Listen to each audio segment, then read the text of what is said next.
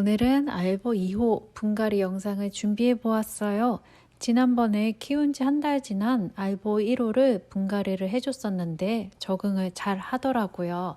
그래서 오늘은 같은 흙 배합으로 분갈이를 해주려고 합니다.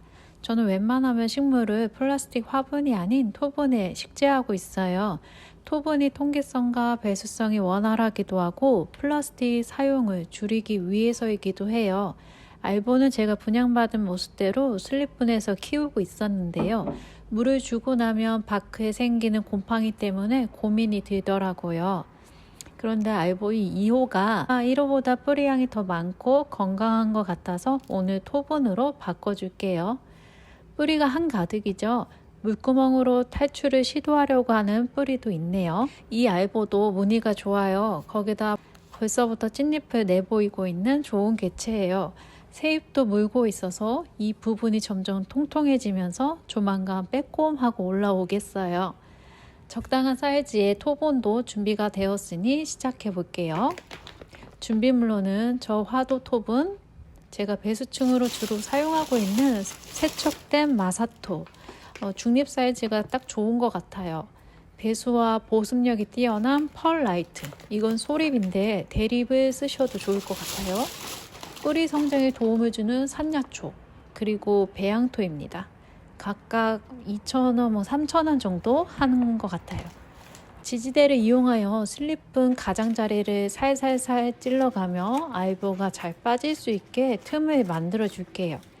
우동뿌리가 다치지 않게 조심히 해주세요. 슬립분을 눌러주면 잘 빠집니다.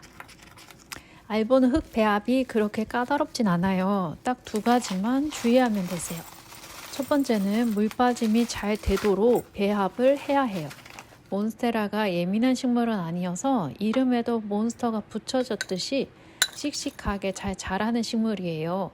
그런데 변종이 되어 흰 무늬를 갖게 된 알보는 흰 지분이 있는 만큼 광합성 능력도 떨어져 있기 때문에 과습에 매우 취약합니다. 흰 지분이 녹을 수 있어요. 갈변화되는 것은 타는 게 아니라 녹는 거예요. 뿌리가 아주 실하네요. 분양해 주신 분이 순화를 잘 시켜준 것 같아요. 먼저 세척된 마사토를 넉넉하게 넣어주어 배수층을 만들어 줄게요. 그리고 제가 기존에 주로 사용하는 배양토에다가 펄라이트와 산야초를 추가해 줄게요. 플라스틱 화분일 경우에는 통기성과 배수성을 높이기 위해 이것저것 추가해 줘야 하지만 토분은 그렇게까지 안 넣어도 되세요. 이미 통기와 배수성 능력을 지니고 있으니까요. 그래도 모르니 배양토에 이미 들어가 있겠지만 살짝 더 추가해 줄게요.